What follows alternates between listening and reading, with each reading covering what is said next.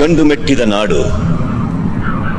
ಮಲೆನಾಡಿನ ಸಹ್ಯಾದ್ರಿ ಬೆಟ್ಟಗಳ ಶ್ರೇಣಿಯ ತಪ್ಪಲಲ್ಲಿ ಸದಾಕಾಲ ತುಂಬಿ ಪ್ರಶಾಂತವಾಗಿ ಹರಿಯುತ್ತಿರುವ ಮಲಪ್ರಭ ನದಿಯ ದಂಡೆಯ ಮೇಲೆ, ಪ್ರಕೃತಿಯ ಮಡಿಲಲ್ಲಿ ಕಂಗೊಳಿಸುವ ಫಲವತ್ತಾದ ವೀರ ಭೂಮಿಯಲ್ಲಿ ನೆಲೆ ನಿಂತ ಕಿತ್ತೂರ ಸಂಸ್ಥಾನಕ್ಕೆ ಸೇರಿದಂತ ಒಂದು ಸಣ್ಣ ಹಳ್ಳಿ ಸಂಗೊಳ್ಳಿ.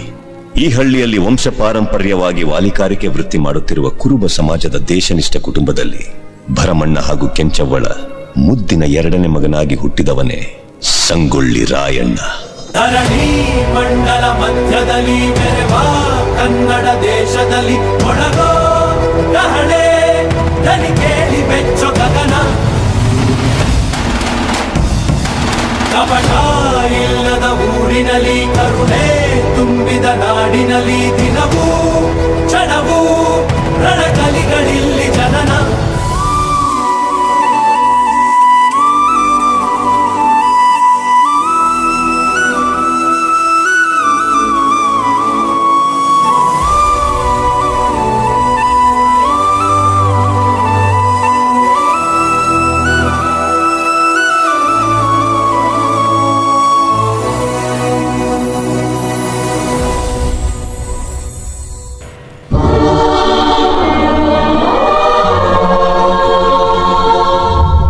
ಹದಿನೆಂಟನೇ ಶತಮಾನದಲ್ಲಿ ಇತಿಹಾಸ ಪ್ರಸಿದ್ಧವಾದ ಸಂಪತ್ಭರಿತ ಕಿತ್ತೂರು ಸಂಸ್ಥಾನದ ಮೇಲೆ ಧಾರವಾಡ ಕಲೆಕ್ಟರ್ ತ್ಯಾಕರೆ ಕಣ್ಣು ಬಿತ್ತು.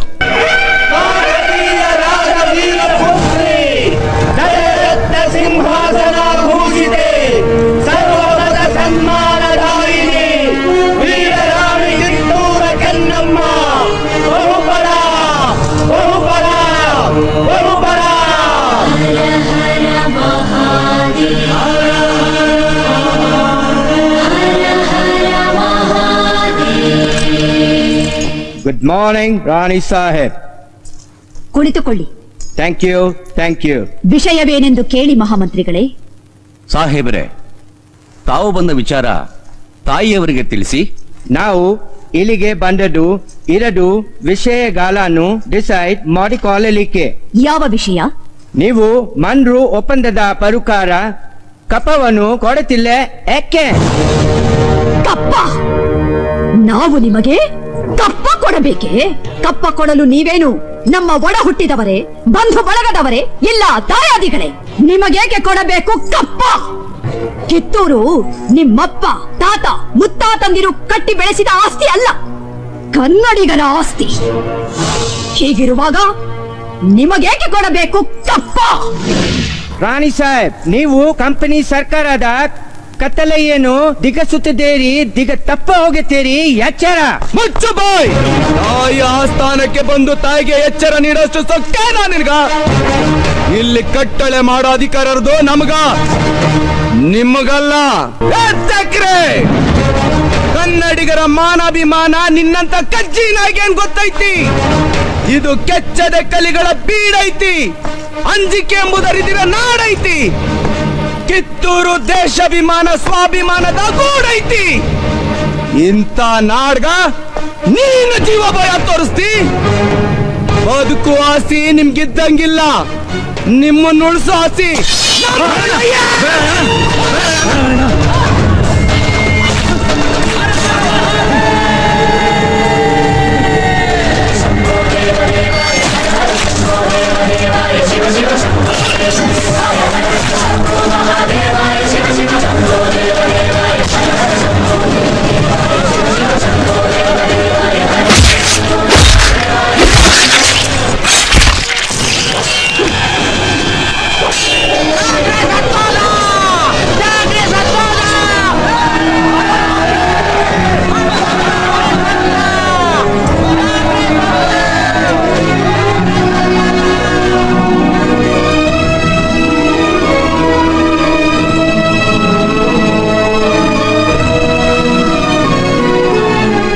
ಸುಮಾರು ವರ್ಷಗಳ ನಂತರ ಕ್ರಾಂತಿವೀರ ಸಂಗೊಳ್ಳಿ ರಾಯಣ್ಣನ ಬಿಡುಗಡೆಯಾಯಿತು.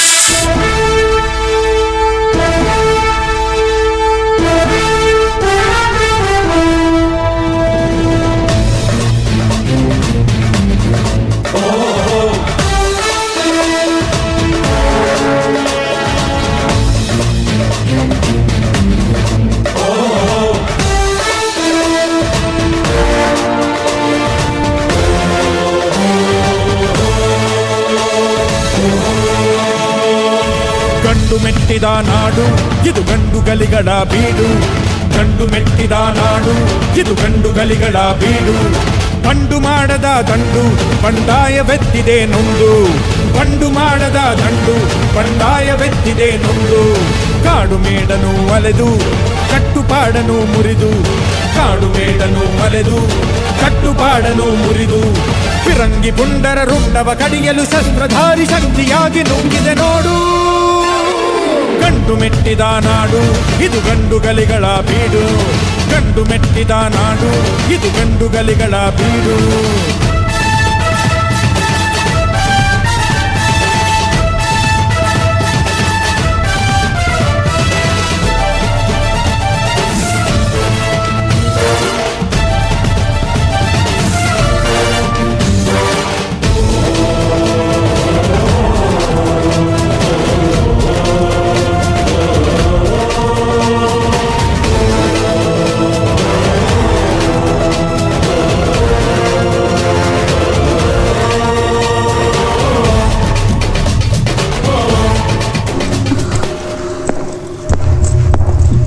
ಕನಸು ಕಾಣುವುದು ಬಹಳ ಈಸಿ, ಕಾರ್ಯರೂಪಕ್ಕೆ ತರುವುದು ಬಹಳ ಡಿಫಿಕಲ್ಟ್.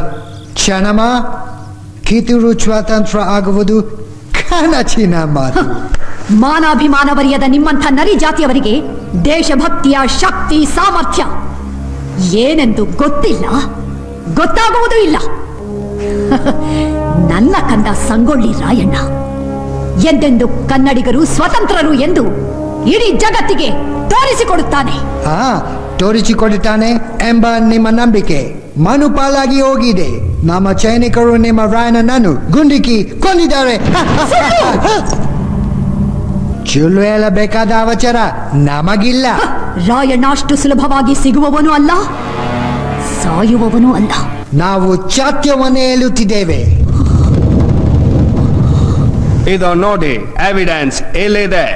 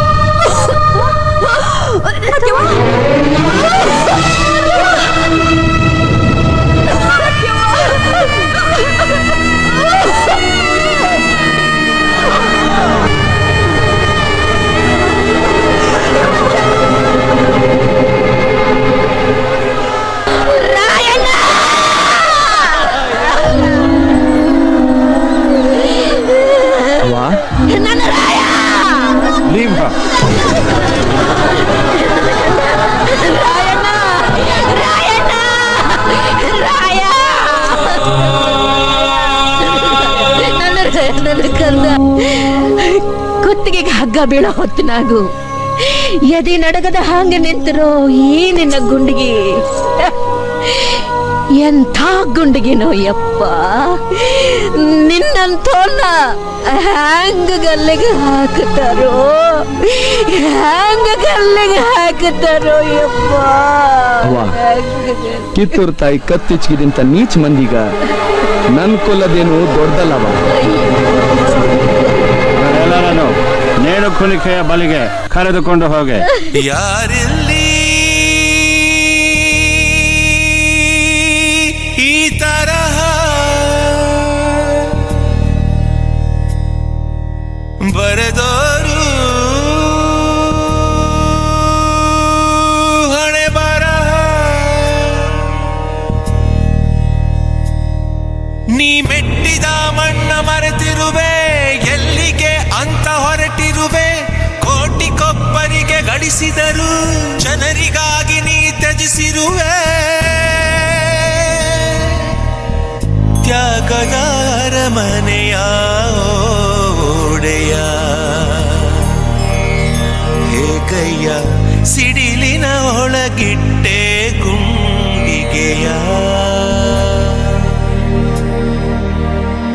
ಕಾಯುವ ಮಹಾರಾಜ ಗುಣದಲ್ಲಿ ಗುರು ನೀನು ಕಾವಿಯ ಮೊರೆ ಹೋದೆ ನ್ಯಾಯವೇ ಹೇಳಿನ್ನು ಕಾಯುವ ಮಹಾರಾಜ ಗುಣದಲ್ಲಿ ಗುರು ನೀನು ಕಾವಿಯ ಮೊರೆ ಹೋದೆ ನ್ಯಾಯವೇ ಹೇಳಿನ್ನು ಬೇರೆ ಬದುಕನ್ನ ನೀನೇ ಹುಡುಕಿದರೆ ನಮಗಿಲ್ಲಿ ಯಾರು ದೊರೆ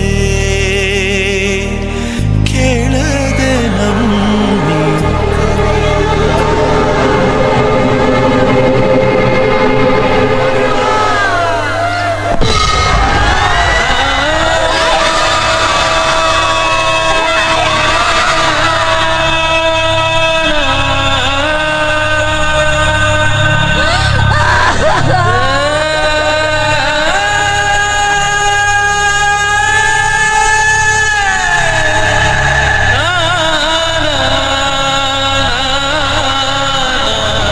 ಜನವರಿ 26ರಂದು ಗಲ್ಲಿಗೇರಿದ ಸಂಗೊಳ್ಳಿ ರಾಯಣ್ಣನ ಕಳೇಬರವನ್ನು ಅಲ್ಲಿದ್ದ ಅವನ ಅಭಿಮಾನಿಗಳು ದೇವಲೋಕದ ಪಾರಿಜಾತ ಪುಷ್ಪಮಾಲೆಯಂತೆ ಎತ್ತುಕೊಂಡೊಯ್ದು ಸಮಾಧಿ ಮಾಡಿದರು.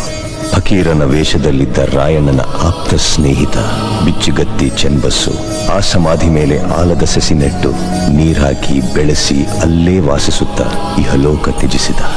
ಅಂದಿನ ಆಲದ ಸಸಿ ಇಂದು ಬೆಳೆದು ದೊಡ್ಡ ಹೆಮ್ಮರವಾಗಿ ನಿಂತಿದೆ. ಇಂದಿಗೂ ರಾಯಣ್ಣನ ಭಕ್ತರು ಜಾತಿ ಮತ ಧರ್ಮಗಳ ಭೇದ ಭಾವವಿಲ್ಲದೆ ಹುಟ್ಟಿದರೆ ನಿನ್ನಂತ ಮಕ್ಕಳು ಹುಟ್ಟಲಿ ಎಂದು ತೊಟ್ಟಿಲು ಕಟ್ಟಿ ಹರಕೆ ಹೊತ್ತು ದೇವಮಾನವನಿಗೆ ಪೂಜೆ ಸಲ್ಲಿಸಿ ಫಲ ಸಿಗಲೆಂದು ಸೆರಗೊಡ್ಡಿ ಬೇಡುತ್ತಾರೆ. ರಾಷ್ಟ್ರಪ್ರೇಮಿ ಸಂಗೊಳ್ಳಿ ರಾಯಣ್ಣ ಮರಣವಾದ ಸುಮಾರು 116 ವರ್ಷಗಳ ನಂತರ ರಾಯಣ್ಣನ ನುಡಿಯಂತೆ ನಟ್ಟ ನಡು ರಾತ್ರಿಯಲ್ಲಿ ದೇಶ ಬಿಟ್ಟು ಹೋಗುವ ಪ್ರಸಂಗ ಬ್ರಿಟಿಷರಿಗೆ ಬಂದೊದಗಿತು. ಅಚ್ಚರಿ ಏನೆಂದರೆ ರಾಯಣ್ಣನ ಹುಟ್ಟಿದ ದಿನವಾದ ಆಗಸ್ಟ್ 15ರಂದೇ ಭಾರತಕ್ಕೆ ಸ್ವಾತಂತ್ರ್ಯ ಬಂದಿತು.